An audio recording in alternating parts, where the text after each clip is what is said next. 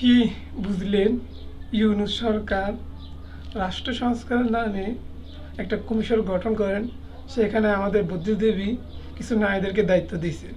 তারা আবার ইউনূসকে একটা প্রস্তাবনা দিয়েছে যে সেখানে যারা দেহ ব্যবসা করে যৌনকর্মীদেরকে স্বীকৃতি দেওয়ার জন্য। তো বুদ্ধিজীবীরা তো আর কোরআন পড়ে না, তাই তারা এই সম্পর্কেও জানে না। তবে আমি বুদ্ধিজীবীদেরকে একটা প্রশ্ন করি, তারা কোরআন না হয় পড়ে না, কিন্তু তারা সমাজ বিজ্ঞান এগুলো কি পড়ে না? প্রথমে আসি সমাজের কথা।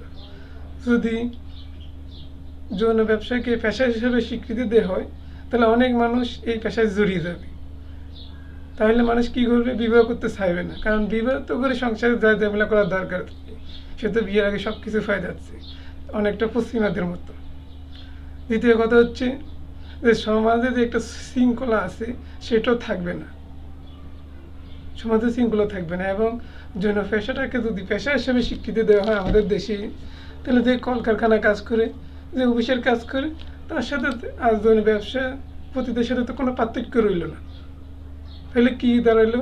যে যৌন ব্যবসা করলে যে সম্মান পাওয়া যায়, যদি কলকারখানা অফিসে কাজ করলে একই সম্মান পাওয়া যায়, তাহলে আমাদের সমাজের সুরক্ষা করতে হয়। আমরা তো মুসলিম হিসাবে এই সমাজে কলঙ্কিত হয়ে থাকবো। এমনি বর্তমানে আমাদের দেশে জেনা ব্যভিচারের সংখ্যা বাড়ে গেছে।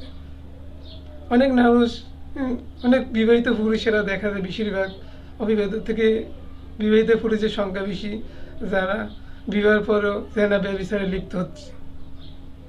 আমাদের সংসারগুলো এমনি বেশি দিন টিকতেছে না, সংসারে ভাঙা দেখা দিচ্ছে।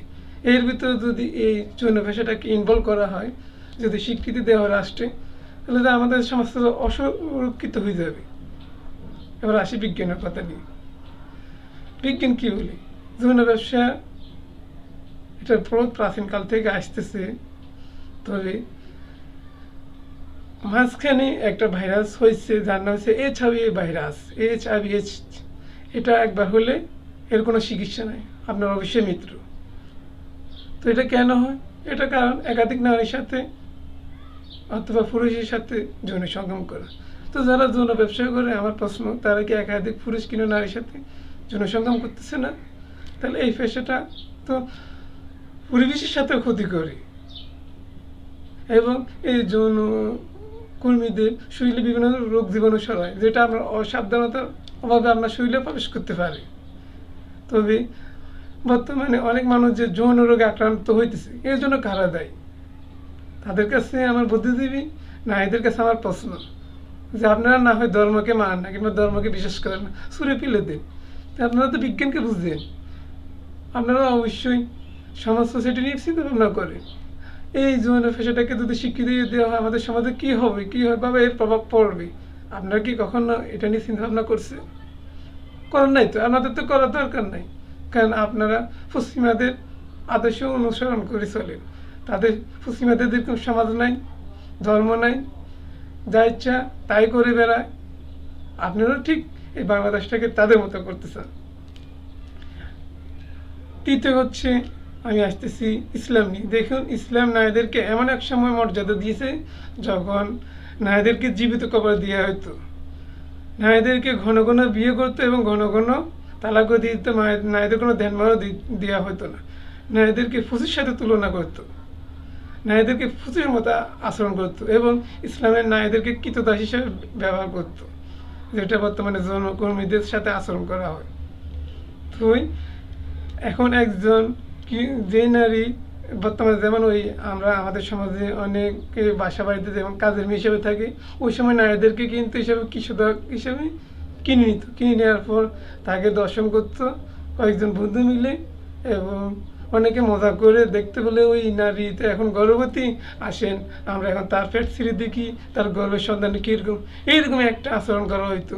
ওইখান থেকে নারীদেরকে তুলে এনে নারীদেরকে আজ স্ত্রীর মর্যাদা দিয়েছে, যে আপনি যদি কোনো স্ত্রী অন্যায় করে, তাহলে আপনি সরাসরি তাকে আঘাত করতে পারবেন না, আপনি তার মা বাবার কাছে বিচার দিতে পারেন।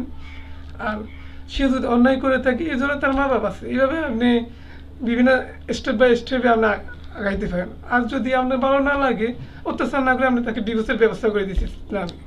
এখন এই পশ্চিমেরা নারী অধিকার নামে এদেরকে কি করতে চায় আমার বুঝে আসে না। তৃতীয় প্রশ্ন হচ্ছে, ইসলামে যদি কেউ ব্যভিচার করে থাকে, পুরুষ কিংবা ছেলে হোক, তাহলে তাকে অবশ্যই মৃত্যুদণ্ড দেওয়া হবে। কারণ কোরআনে বলা হয়েছে যে যারা জেনা এবং ব্যভিচারে লিপ্ত হয় তাদেরকে যেন পাথর নিক্ষেপ করে হত্যা করা। অনেকে বলবে যে আমি একটা গাল গল্প বলতেছি, আসলে আমি গাল গল্প যদি বলি, যেহেতু এখন ইন্টারনেটের যুগ, আপনি এই কীভাবে HIV ভাইরাস হলে আপনি ইন্টারনেটে সার্চ করে দেখতে পারেন। জন্য ব্যবসার সাথে কিভাবে সমাজের আমাদের একটা মন্ত্রী থেকে শুরু করে বিভিন্ন প্রশাসন লোক কীভাবে জড়িত হয় আপনি সেটা দেখতে পারেন। এখন অনেক নিউজে দেখবেন যে অনেক ধরনের প্রশাসন এই তাদের সাথে জড়িত আছে।